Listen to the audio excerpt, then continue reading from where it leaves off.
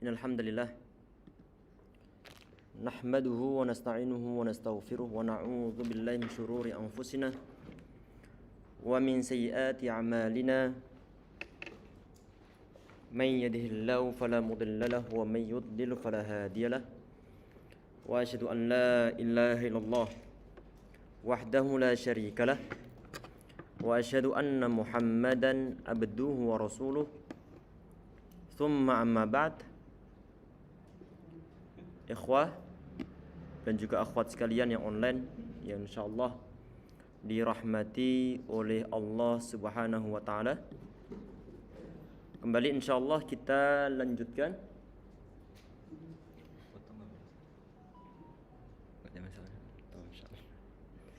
Jazakumullah khairan. Kajian kitab Umdatul Ahkam, semoga yang akan kita bahas diberikan kemanfaatan, diberikan keberkahan oleh Allah Subhanahu wa taala insyaallah. Amin ya rabbal alamin.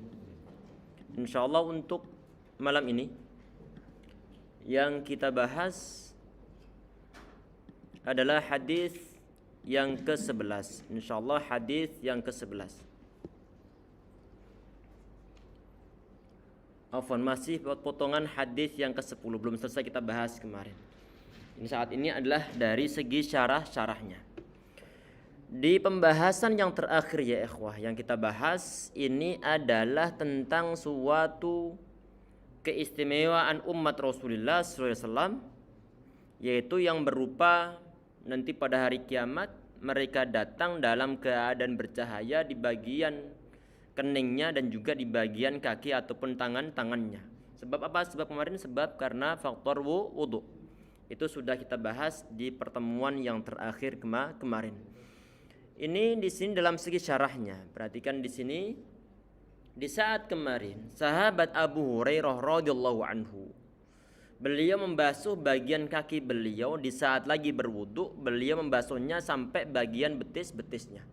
Kemudian di saat beliau membasuh bagian tangannya, beliau membasuh sampai bagian lengan, bagian apa ini? Bagian ketiak beliau. Sehingga muncul suatu pertanyaan. Ini yang dibahas nanti ini, hal yustahabbu, apakah disunahkan atau dianjurkan mujawazatul fardi bil ghusli ataupun bil ghusli. Apakah disunahkan untuk melebihkan pembasuhan melebihi bagian sikunya? Aw anna al-iqtisara ala ma haddallahu wa rasuluhu afdal, ataukah hanya sebatas membasuh di bagian yang memang diberikan batasan oleh Allah ataupun Rasulnya itu lebih utama? Kalau yang diberikan batasan oleh Allah SWT untuk pembasuhan tangan itu adalah sampai mirfaqain, sampai kedua siku. Apakah itu lebih utama ataukah dilebihkan? Ini yang dibahas oleh beliau saat ini dan insyaallah akan kita bahas. Bismillahirrahmanirrahim. Qala asy-syarih rahimahullah, fa madhhabu Syafi'i wal masyhur min madhhabi Ahmad rahimahumullah. Madhabnya Imam Syafi'i dan juga yang masyhur menurut madhabnya Imam Ahmad rahimahumullah, anna mujawazatal mirfaqaini wal ka'baini kama fa'ala Abu Hurairah afdal, bahwa melebihkan ataupun melebihi pembasuhan melebihi bagian siku ataupun di bagian kedua mata kaki dilebihkan ke atasnya lagi, sebagaimana dilaksanakan oleh sahabat Abu Hurairah itu lebih utama. Ini adalah pendapat yang pertama. Ini pendapat dalam mazhab Syafi'i dan juga pendapat dalam mazhab Ahmad, Al-Imam Ahmad ibn Hanbal rahimahumullah. Dan juga ada satu pendapat juga dari kalangan ulama-ulama Hanafiyah. Tapi penyebutannya ini, masalah pembahasan hal ini dimasukkan dalam pembahasan adabul wudu, dimasukkan dalam pembahasan etika dalam berwudu. Itu adalah pendapat yang pertama. Hadisnya bagaimana ataupun dalilnya bagaimana? Muhtajjina bihadzal hadis, mereka itu berdalil dengan menggunakan suatu hadis ataupun dengan dasar hadis yang telah kita bahas ini. Biqaulihi, bagaimana hadis yang tadi itu ataupun yang kemarin kita bahas? Ada perkataan faman istata'a minkum ayutila ghurratahu falyaf'al. Barang siapa yang bisa memanjangkan ghurrahnya ataupun mungkin pembasuhan tahjilnya di bagian kaki dilebihkan ataupun di bagian tangan dilebihkan falyaf'al, maka hendaklah dia lakukan. Wa fil lafdin, dan dalam suatu lafaz wa tahjilahu falyaf'al, ataupun di bagian tahjilnya maka hendaklah hendaklah dia melakukannya. Kalau orang bisa ataupun mau dia itu melebihkan pembasuhan melebihi batasan, kalau misalkan bagian kepala, bagian mukanya ataupun di bagian kakinya dilebihkan ke atas, maka hendaklah dia laksanakan. Ini yang dijadikan dasar oleh kelompok pertama untuk mengatakan bahwa melebihkan dari batasan semestinya itu hukumnya adalah sunnah karena berdasarkan hadis ini.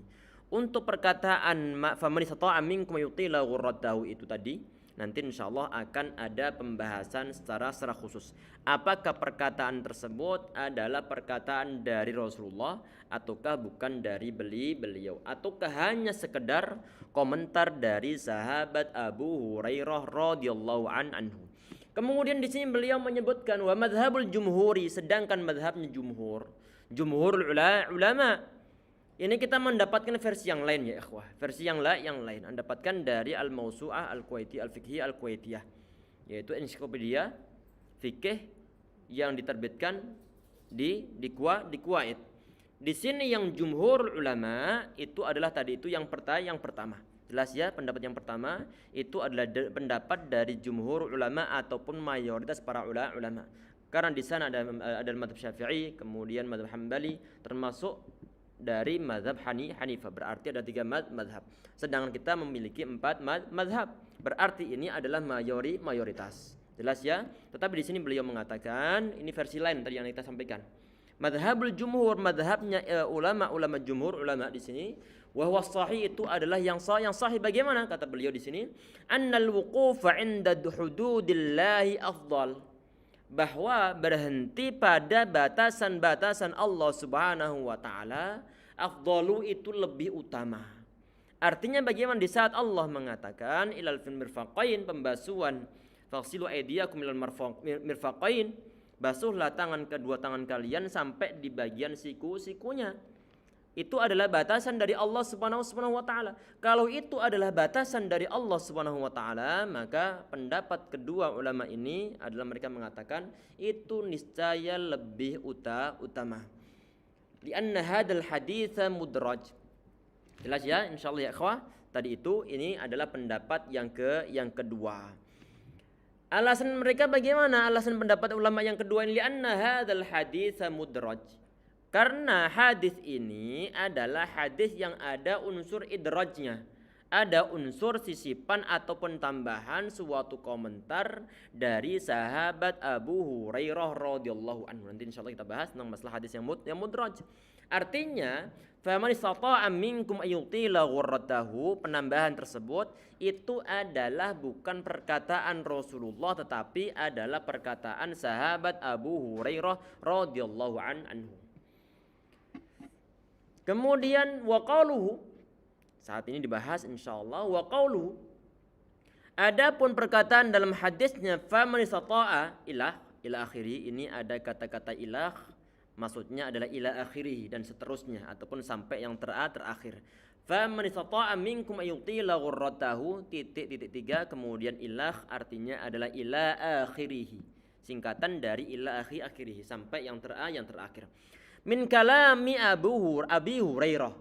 Jadi perkataan faman istata'a minkum ayutila ghurratahu, barang siapa yang bisa memanjangkan ghurrahnya ataupun tahjilnya maka hendaklah dia lakukan. Perkataan ini kata beliau, ini pendapat beliau juga, pendapat ada khilaf di antara para ulama, ini yang diikuti oleh beliau bahwa perkataan man istata'a minkum yutila ghurratahu falyaf'al itu adalah dari perkataan Abu Hurairah radhiyallahu anhu, bukan perkataan dari Rasulullah sallallahu alaihi wasallam. Tadi kita sampaikan bahwa ini adalah ada ikhtilaf di antara para ulama, perbedaan pendapat dari kalangan para ulama. Ada yang mengatakan bahwa faman istata'a minkum yutila ghurratahu itu adalah perkataan dari Rasulullah, bukan perkataan dari sahabat Abu Hurairah. Tetapi untuk pendapat yang kedua, ini adalah perkataan dari sahabat Abu Hurairah. Termasuk yang mengatakan begitu, ini adalah Syekh As-Sa'di rahimahullah untuk ulama-ulama kontemporer saat ini. Di sini ya ikhwah sekalian, ini kan menyangkut masalah idraj, menyangkut masalah sisipan suatu perkataan.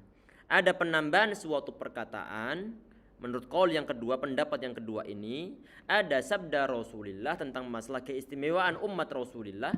Nanti pada hari kiamat mereka akan dipanggil, akan didatangkan dalam keadaan bersinar bagian jidat ataupun bagian kening sama bagian kedua kaki ataupun bagian tangannya. Kemudian setelahnya ada komentar dari sahabat Abu Hurairah. Orang yang bisa untuk memanjangkan urahnya, maka hendaklah dia panjangkan. Ini Al-Imam Ibnu Hajar rahimahullah ya ikhwah sekalian. Ini beliau di antara ulama yang mengatakan bahwa faman istata'a minkum ini perkataan faman istata'a minkum yutila ghurratahu falyaf'al. Di antara ulama yang mengatakan begitu, ini adalah perkataan dari sahabat Abu Hurairah, bukan dari Nabi Muhammad. Yang berpendapat begitu di antaranya adalah Al-Imam Ibnu Hajar Al-Asqalani rahimahullah.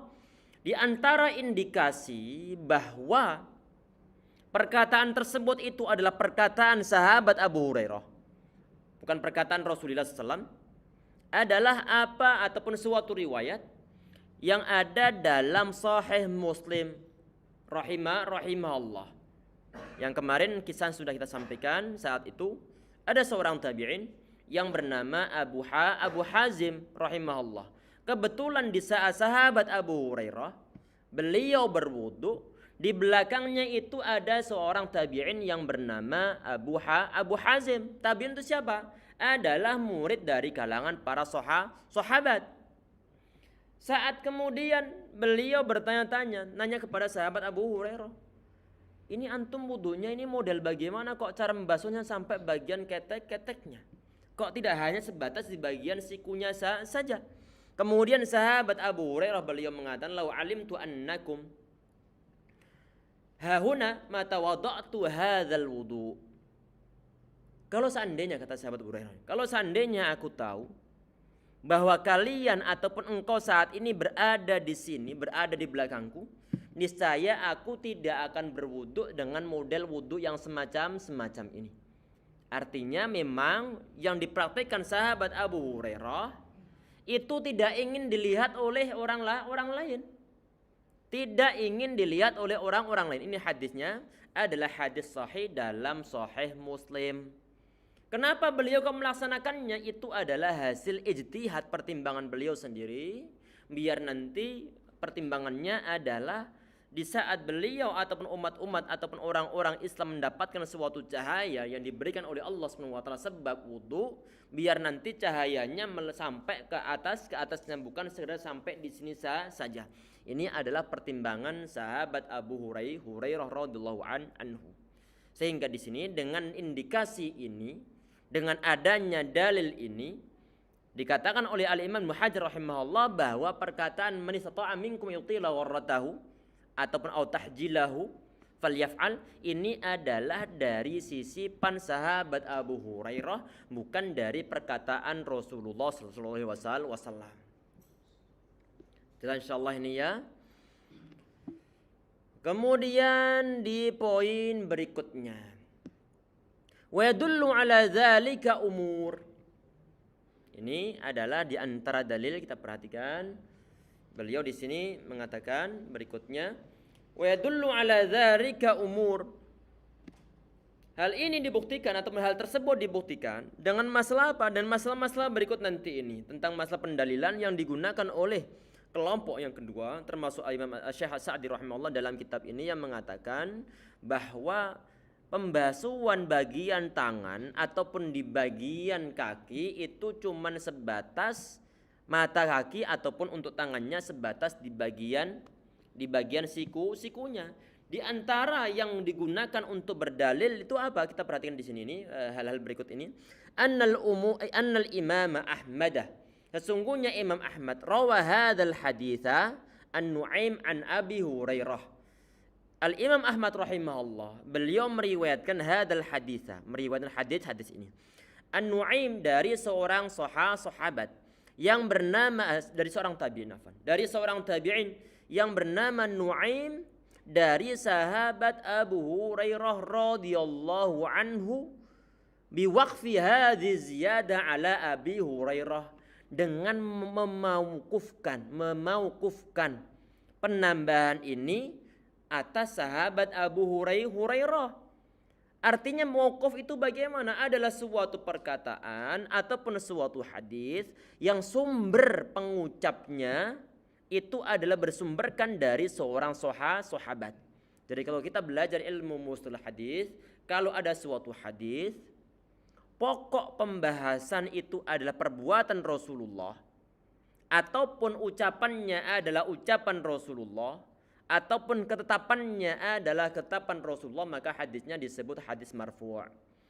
Kalau nanti yang ada dalam suatu hadis itu adalah perkataan seorang sahabat ataupun perbuatan seorang sahabat, maka hadisnya disebut sebagai hadis mauquf.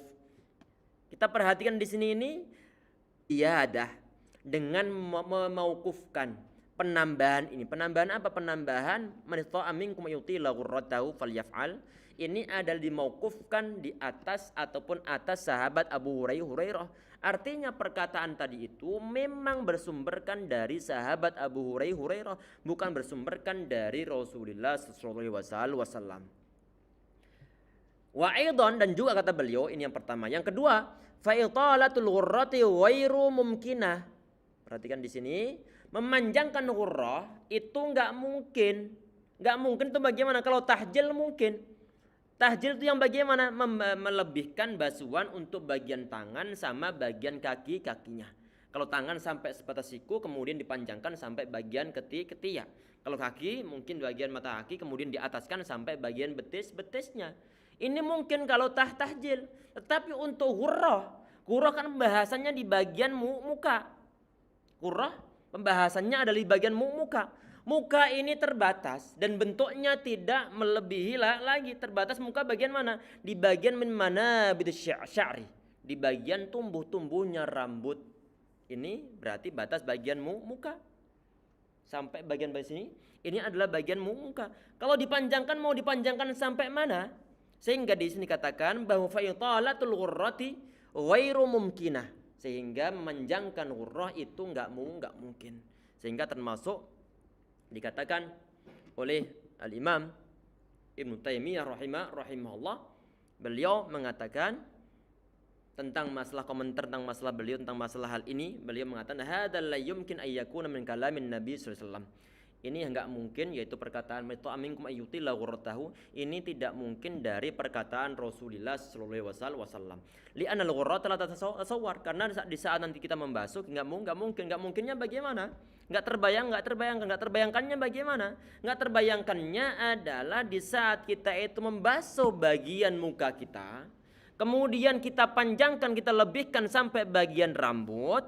Bukankah bagian rambut itu merupakan suatu bagian yang nanti perlu untuk dibasuh ataupun diusap di saat kita lagi berwudu? Ada bagian yang lainnya, ada domain yang lainnya. Padahal bagian rambut itu untuk diusap, bukan untuk dibasuh. Kalau muka untuk dibasuh, sedangkan rambut untuk diusap, bukan untuk dibasuh, digerojok ataupun diberikan aliran air. Beda dengan bagian muka. Jelas ya? Oleh karena itu di sini ini juga termasuk di antara penguat bahwa tentang masalah man istata'a minkum yutila ghurratahu, ini adalah murni dari perkataan sahabat Abu Hurairah radhiyallahu anhu. Kemudian di poin berikutnya. Ini juga ada perkataan Al-Imam Ibnu Qayyim Al-Jauziyah nanti insyaallah kita lihat. Walihada, oleh karena itu lam yazid Abu Hurairah ala ghuslil wajhi. Oleh karena itu sahabat Abu Hurairah beliau tidak memanjangkan ataupun tidak melebihkan ataupun tidak menambah pembasuhan bagian mukanya. Berarti hanya sebatas di bagian muka saja dan tidak termasuk bagian rambut beliau. Jelas ya? Padahal tadi itu hadisnya, man istata'a minkum yutila ghurratahu, barang siapa yang bisa memanjangkan ghurrahnya, pembasuhan melebihi bagian muka, maka hendaklah dia lakukan. Walau kana min kalami sallallahu alaihi wasallam, kalau seandainya perkataan ini dari perkataan Rasulullah, lam yakun alaihi i'tirad, maka Abu Hurairah beliau tidak akan melanggarnya. Artinya dalam prakteknya sahabat Abu Hurairah yang beliau panjangkan hanya sekedar di bagian tangan ataupun kaki, tidak di bagian mukanya. Wa aidan, kemudian ada perkataan di sini, laisa saqu wal adudu min maudhi'i hilyatin, dan juga as-saq di bagian betis ataupun di bagian apa ini? Lengan bukan namanya nih. Di atasnya siku. Ini lengan? Iya. Dan bagian lengan ini adalah laisa min ataupun laisa as-saqu wal adudu maudhi'a hilyatin. Jadi bagian betis sama bagian lengan ini bukan termasuk tempat yang biasa digunakan ataupun diberikan suatu perhiasan. Kalau perhiasan mungkin di bagian bagian mata kaki ataupun di bagian sampai sini. Untuk bagian sini ini enggak umum. Jelas ya? Kenapa ini kok membahas masalah hilyah? Karena di pembahasan sebelumnya ada suatu riwayat hadis, ini perhatikan ini, tablughul hilyatul mu'mini al-hilyatu minal mu'mini haitsu yablughul wudu. Jadi perhiasan seorang mukmin yang diberikan oleh Allah Subhanahu wa taala itu adalah sampai batas tempat wudunya dia. Kemudian di sini disebutkan oleh beliau, laisa saqul wal adudu maudhi'a hilyatin. Jadi untuk bagian lengan ini dan juga bagian betis bukan termasuk tempat perhiasan. Kalau bukan termasuk tempat perhiasan, berarti batasan wudunya itu hanya sebatas sampai siku, tidak dilebihkan. Jelas ya? Ini diantara hujjah sebagian ulama yang mengatakan bahwa perkataan barang siapa yang ingin yang bisa memanjangkan bagian tahjilnya atau ghurrahnya, maka hendaklah dia lakukan. Itu adalah perkataan dari sahabat Abu Hurairah, bukan perkataan dari Rasulullah sallallahu alaihi wasallam. Ini yang berikut ini adalah tentang masalah perhiasan penduduk surga. Ini lumayan panjang, semua berdasarkan suatu syair. Kita langsung baca untuk di bagian ini, yang ana kasih kotak warna merah. Disampaikan di sini, masaku maudhi'u hilyatil insan. Bagian betis bukanlah termasuk tempat perhiasan manusia. Kita lanjutkan langsung ke pembahasan berikutnya. Kita perhatikan di sini, wa qad taqaddama haditsu Humran. Telah lalu hadisnya Humran maula Utsman bin Affan radhiyallahu anhu. Yang kemarin yang meriwayatkan suatu hadis tentang sifat wudunya Nabi Muhammad saat dipraktikkan oleh sahabat Utsman ibn Affan. Di hadis tersebut, wa haditsu Abdullah ibn Zaid, dan juga hadis Abdullah bin Zaid bi wasfi wudu'ihi, tentang masalah gambaran ataupun sifat wudunya Nabi Muhammad sallam, lam yadhkur ahadun minhuma. Dalam kedua riwayat mereka berdua itu, lam yadhkur ahadun minhuma annahu zada ala hududillah. Dalam dua riwayat tersebut, baik riwayat Humran maula Utsman bin Affan ataupun riwayat hadis tentang masalah wudu yang diriwayatkan oleh Abdullah bin Zaid radhiyallahu anhu, di sana tidak disebutkan tentang penambahan melebihi bagian siku-sikunya ataupun melebihi bagian mata kakinya. Berarti hanya sebatas bagian mata kaki ataupun sebatas bagian siku-sikunya dan tidak dilebihkan. Jelas ya? Karena di sini tadi ini disampaikan kan begini ya ikhwas sekalian. Jadi sifat wudu itu, wudu Nabi Muhammad SAW itu adalah digambarkan dalam dua hadis tersebut. Pertama yang diriwayatkan oleh Abdullah bin Zaid radhiyallahu anhu, yang kedua oleh Humran maula Utsman ibn Affan radhiyallahu anhu. Di sana tidak disebutkan tentang penambahan melebihi bagian siku-sikunya. Ini yang dijadikan dasar juga oleh beliau untuk mengatakan bahwa penambahan yang melebihi bagian siku itu adalah hasil ijtihad sendiri dari sahabat Abu Hurairah radhiyallahu anhu. Kemudian di sini ada tambihun. Tambihun ini adalah mungkin catatan, mungkin peringatan. Kita perhatikan di sini, ini faktor kebahasan. Di sini ada kata-kata man istata'a ta'ti ala ma'nayain. Ada kata-kata man istata'a. Barang siapa yang istata'a. Kata istata'a itu di sini ada dua arti, kata beliau. Ahaduma, yang pertama adalah bima'na qadara. Jadi istata'a itu yang pertama adalah mempunyai suatu makna qadara. Qadara itu apa? Qadara itu artinya adalah mampu ataupun bisa. Tadi dalam hadisnya man istata'a minkum ayyutila ghurratahu falyaf'al. Barang siapa yang bisa ataupun istata'a ataupun qadara, dia bisa ataupun mau untuk manjangkan urahnya, maka hendaklah dia panjangkan. Qadara itu apa? Di sini kata beliau qadara itu artinya mampu dalam bahasa Indonesia adalah diddul ajzi, ada kebalikan dari kata ajzi. Ajzi itu artinya adalah lemah. Kebalikan lemah adalah kuat ataupun bisa. Wa minhu, dan di antara apa ini? Ini di antara tentang makna istata'a yang diartikan dengan arti qadara. Artinya adalah mampu. Adalah firman Allah Subhanahu wa taala, walillahi 'alan nasi hajjul baiti man istata'a ilaihi sabila. Di dalam firman Allah tersebut dalam surat Ali Imran, di sana ada kata-kata istata'a. Walillahi 'alan nasi hajjul baiti man istata'a ilaihi sabila, dan barang siapa mengerjakan haji, kata Allah Subhanahu wa taala di sini terjemahannya, adalah kewajiban 'alan nas, kewajiban atas umat manusia. Hajjul bait, kewajiban manusia terhadap Allah Subhanahu wa taala, yaitu untuk melaksanakan suatu perjalanan ke Baitullah. Man istata'a ilaihi sabila, bagi orang yang mampu. Ada kata-kata istata'a ilaihi sabila, bagi orang-orang yang mampu. Di situ ada kata istata'a. Dan juga ada suatu hadis yang lain tentang misalnya tentang masalah Nabi Muhammad di saat beliau duduk bareng dengan seorang sahabat. Tahu-tahu kemudian ada berita seorang laki-laki disengat kala jengking.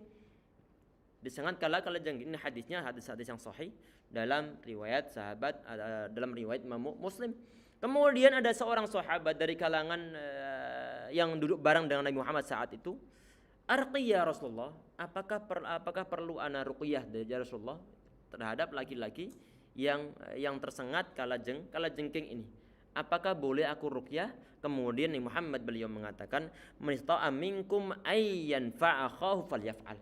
Man istata'a minkum ayyan fa'a akhahu falyaf'al. Barang siapa di antara kalian yang bisa memberikan suatu manfaat terhadap saudaranya, falyaf'al, maka hendaklah dia lakukan. Termasuk suatu hadis yang sangat masyhur dalam riwayat Abu Dawud rahimahullah. Dalam riwayat Al-Bukhari rahimahullah, Nabi Muhammad beliau mengatakan, ya ma'syaras syabab, man istata'a minkum ayatazawwaj, man istata'a minkumul ba'ata falyatazawwaj. Ada kata-kata man istata'a, artinya adalah barang siapa yang mampu. Barang siapa yang mampu di antara kalian, mampu masalah biaya, falyatazawwaj, maka hendaklah dia menikah. Ini semua arti kata istata'a itu berarti qadara, artinya mampu ataupun bisa. Ini adalah makna yang pertama disampaikan oleh beliau di sini, bahwa kata istata'a itu artinya adalah mampu ataupun qadar. Kemudian yang kedua beliau mengatakan asani, yang kedua adalah bimakna ahabba wa arada. Yang kedua adalah mempunyai arti ahabba ataupun arada, yaitu ingin ataupun berkehendak ataupun sudi. Di antaranya adalah firman Allah Subhanahu wa taala tentang orang-orang Hawari. Orang-orang Hawariyun itu siapa? Hawariyun itu adalah orang-orang yaitu para sahabat Nabi Isa alaihi salam. Disebut sebagai Hawari. Orang-orang pilihan di kalangan para nabi, orang-orang pilihan yang berada ataupun yang membantu para nabi disebut sebagai Hawariyun. Para sahabat Nabi Muhammad SAW yang satu mereka membantu Nabi Muhammad SAW berjuang bersama beliau, mereka pun adalah Hawari Nabi Muhammad SAW. Di sini jadi orang-orang pilihan dari kalangan para nabi disebut sebagai Hawari, termasuk di sini ini adalah Hawari orang-orang yang hidup di zaman Nabi Isa alaihi salam. Di sini Allah Subhanahu wa taala mengatakan qala falamma ahassa a'udzubillahi minasyaitonir rajim falamma hassa Isa minhumul kufra qala man ansari ila Allah qala hawariyuna nahnu ansarullah.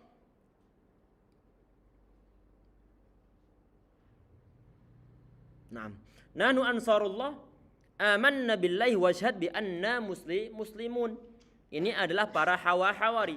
Di sana Nabi Isa alaihissalam beliau melihat kekufuran orang-orang Bani Israel. Kemudian beliau mengatakan, siapakah orang-orang yang mau menolongku ataupun yang menjadi penolongku? Man ansari ila ilallah. Kemudian orang-orang Hawari mereka mengatakan, nahnu ansarullah. Kami adalah para penolong Allah Subhanahu wa taala. Amanna billah, kami beriman kepada Allah Subhanahu wa taala. Washhad bi anna muslimun, dan engkau saksikanlah bahwa kami termasuk orang-orang muslim. Ini adalah Hawari, yaitu orang-orang yang menolong para nabi termasuk Nabi Isa alaihi salam. Nabi Muhammad dalam suatu hadis yang sahih beliau mengatakan dalam Al-Bukhari, Nabi Muhammad beliau mengatakan inna likulli nabiyyin hawariyan. Sesungguhnya setiap nabi itu mereka memiliki hawari. Wa hawari atau wa hawariya Az-Zubair, sedangkan hawariku adalah sahabat Zubair ibn Awam radhiyallahu anhu. Dikhususkan oleh Nabi Muhammad SAW, tapi aslinya di sini ini para sahabat semuanya adalah hawarinya Rasulullah SAW. Orang-orang hawari di sini mereka mengatakan bagaimana? Mereka mengatakan hal yastati'u rabbuka yunazzila alaina ma'idah. Ini perkataan orang-orang hawari. Idh qala al-hawariyuna ya Isa ibn Maryam hal yastati'u rabbuka yunazzila alaina ma'idatan minas sama qala taqullaha in kuntum mu'minin. Ini perkataan Nabi Isa alaihissalam.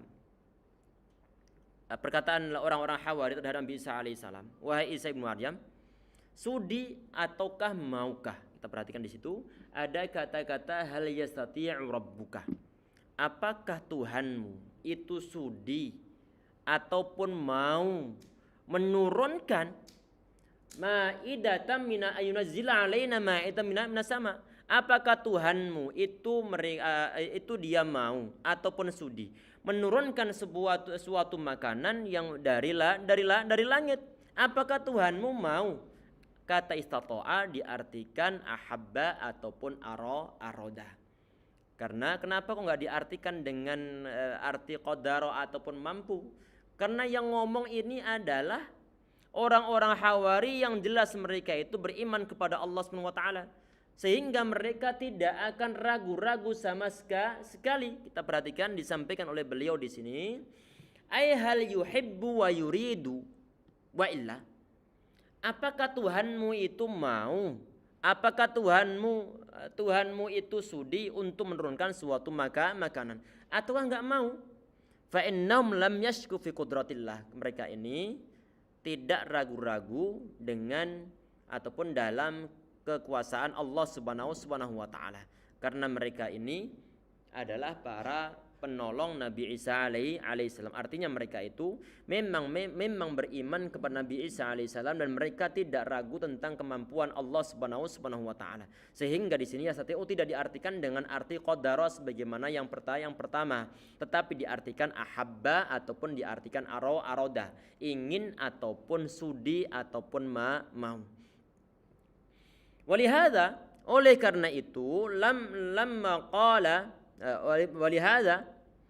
qala ittaqullaha in kuntum mu'minin qalu nuridu an na'kula minha. Kita perhatikan, kalian takutlah kepada Allah Subhanahu wa taala kalau kalian itu beriman kepada Allah. Ini kata ulama di tafsir Termasuk Imam Ar-Razi rahimahullah dalam kitab beliau tafsir beliau Al-Kabir, beliau mengatakan bahwa di saat Nabi Isa alaihissalam beliau telah mendatangkan mukjizat-mukjizat yang berbagai macam, dan izin Allah SWT bisa menghidupkan orang mati, bisa menghidupkan orang yang sakit buta dari awal ataupun dari kecil, ataupun bisa menyembuhkan penyakit kusta, dan izin Allah SWT bisa menghidupkan, bisa menyatukan burung yang telah dicerai-beraikan ataupun yang lain sebagainya dengan izin Allah Subhanahu wa taala. Kemudian tahu-tahu ini orang-orang Hawari mendatangi beliau minta kepada Nabi Isa alaihissalam untuk apa? Untuk berdoa kepada Allah Subhanahu wa taala biar Allah kira-kira mau sudi ataukah tidak diminta untuk menurunkan makanan. Sehingga kemudian Nabi Isa alaihissalam beliau mengatakan, ittaqullah in kuntum mu'minin, kalian takutlah kepada Allah Subhanahu wa taala kalau kalian itu beriman kepada Allah Subhanahu wa taala. Qalu, mereka mengatakan, nuridu an na'kula minha wa tatma'inna qulubuna. Kami ingin makannya biar nanti hati kami itu tenang. Ini orang-orang Hawari saat itu mereka sudah beriman kepada Allah Subhanahu wa taala, beriman terhadap Nabi Isa alaihissalam, ingin meminta permintaan yang lain. Permintaan apa? Di antaranya di sini adalah biar mereka bisa merasakan makan langsung yang datangnya dari langit. Karena mukjizat Nabi Isa alaihissalam semuanya sebelumnya semuanya adalah yang ada di bumi. Ini orang-orang Hawari minta mukjizat yang didatangkan dari langit, berupa makanan yang dikirimkan dari langit. Ini sebagaimana disampaikan oleh para ulama ataupun sebagian ulama ahli tafsir tentang mukjizat ini, itu adalah yang datangnya dari langit. Ataupun mungkin karena mereka sebagian di antara orang-orang Hawari tersebut, kenapa mereka kok mau suatu mukjizat yang berupa makanan? Karena satu, mereka lagi dalam keadaan lapar. Ini disampaikan oleh Al-Imam Ar-Razi rahimahullah dalam kitab Tafsirul Kabir. Kemudian yang berikutnya, wa min hadzal haditsu, dan di antara jenis ini, maksudnya jenis ini apa? Adalah jenis arti kata istata'a diartikan dengan arti aroda ataupun diartikan dengan arti diartikan dengan arti ahabbah. Artinya adalah ingin. Orang yang ingin memanjangkan nurahnya maka hendaklah dia panjangkan ataupun dia lakukan. Alhamdulillah selesai untuk hadis yang ke-10. Kita bahas insyaallah untuk hadis yang ke-11. Ini bab baru, yaitu babul istitabah. Istitabah ini pernah kita sebutkan sebelumnya. Tentang masalah apa? Tentang masalah istinja, tentang masalah istijmar. Istitabah itu sifatnya lebih umum. Al-istinja'u bil ma'i au bil hajari. Jadi istitabah itu adalah beristinja, membersihkan kotoran yang keluar dari lubang bawah, 2 lubang bawah, dengan menggunakan batu ataupun dengan menggunakan air. Ini disebut sebagai istinja ataupun disebut sebagai istitabah. Yang khusus untuk menggunakan batu ada sebuah istilah secara khusus, yaitu istijmar. Ada istinja, ada istitabah, ada istijmar. Hadis yang ke-11 kita perhatikan, diriwayatkan oleh sahabat Anas ibn Malik radhiyallahu anhu. Ini hadisnya, hadis yang sahih dalam riwayat Imam Al-Bukhari dalam kitab beliau, kitab sahih beliau.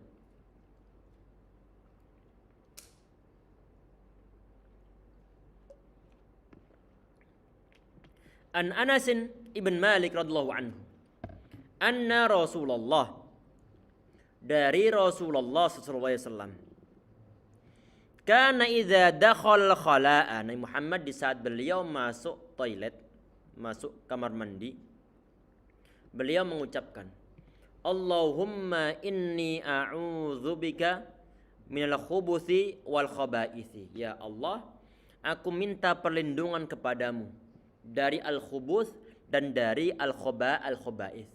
Al-khubuth sama al-khaba'ith ini apa? Kenapa kok beliau minta perlindungan dari kedua hal tersebut? Dibahas oleh beliau berikutnya. Qauluhu, perkataan Nabi Muhammad, Allahumma inni a'udzubika ilah, dhabatahul muallif fi ba'di an-nusakhi. Muallif rahimahullah, yaitu al-imam, bisa al-imam al-Bukhari rahimahullah, ataupun al-imam Abdul Ghani al-Maqdisi yang menulis kitab Umdatul Ahkam. Di sebagian nusakhnya. Nusakh itu apa? Di sebagian nusakh kitabnya. Nusakh itu apa? Salinan. Jadi kalau zaman dahulu kan para ulama menulis dan menggunakan tangan mereka. Setelah dituliskan dengan menggunakan tangan, ataupun mungkin di antara mereka mengucapkan suatu perkataan, kemudian ditulis oleh murid-muridnya ataupun para murid-muridnya. Di saat dikatakan bahwa misalnya seorang ulama itu dia menulis suatu kitab dengan menggunakan tulisan tangan beliau. Kemudian ada generasi setelahnya atau murid-muridnya, ia membuat suatu salinan. Setiap huruf disamakan dengan huruf yang dituliskan oleh gurunya. Maka tadi ini adalah ada nuskhah yang inti ataupun salinan yang inti, kemudian ada salinan yang lainnya. Di sini dikatakan oleh beliau, dhabatul muallif fi ba'di an-nusakhi, dari sebagian penulis kitab ini yaitu al-Imam Abdul Ghani al-Maqdisi rahimahullah, ditemukan di sebagian nuskhah ataupun salinan dari kitab beliau. Bagaimana pengharukatannya? Perhatikan, faqala al-khubuth, dituliskan ataupun diharukati huruf ba-nya, huruf kha-nya didommahkan. Begitupun untuk huruf ba-nya, berarti al-khubuthi.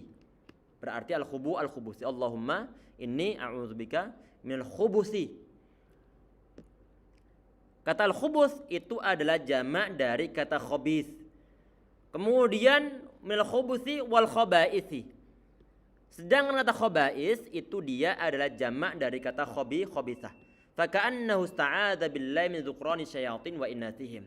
Jadi seakan-akan Nabi Muhammad SAW itu beliau minta perlindungan kepada Allah SWT dari setan yang laki-laki ataupun setan yang perempuan. Al-khubuth adalah setan yang laki-laki, kemudian al-khaba'ith adalah setan-setan yang perempuan.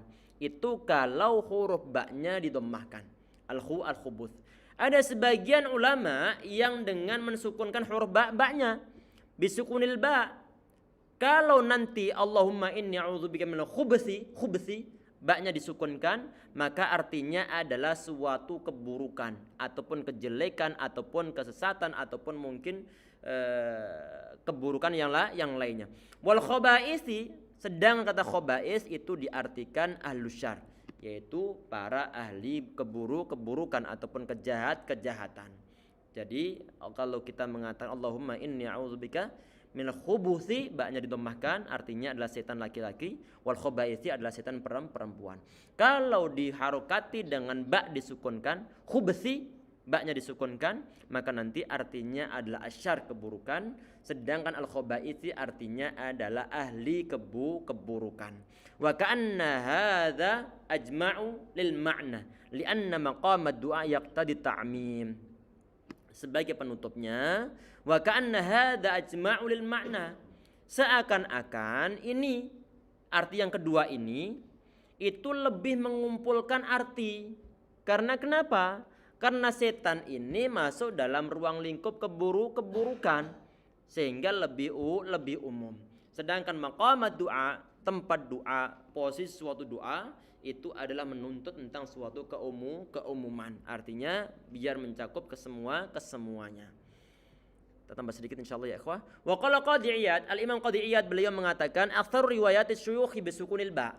Kata beliau bahwa rata-rata ataupun mayoritas periwayatan dari para guru-guru kami, guru-guru beliau asukunil bisukunil ba, dengan disukunkan huruf ba-nya. Allahumma inni a'udzubika minal khubuthi, dan ba-nya disukunkan. Wala takhfa munasabatul isti'adzah masyayatin fi hadzal mawdi' li'annahum yaqsuruna fil mawadi' al-khabitha li khubthihim. Jadi kenapa kok ditanyakan misalnya, kenapa Nabi Muhammad SAW itu beliau kok meminta perlindungan kepada Allah Subhanahu wa taala termasuk di tempat ini?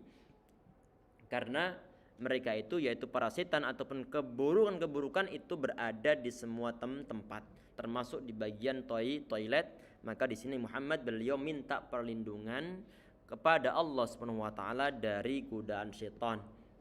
Jelas insyaallah ya, baik laki-laki atau perempuan, baik keburukan secara umum ataupun ahli keburukan.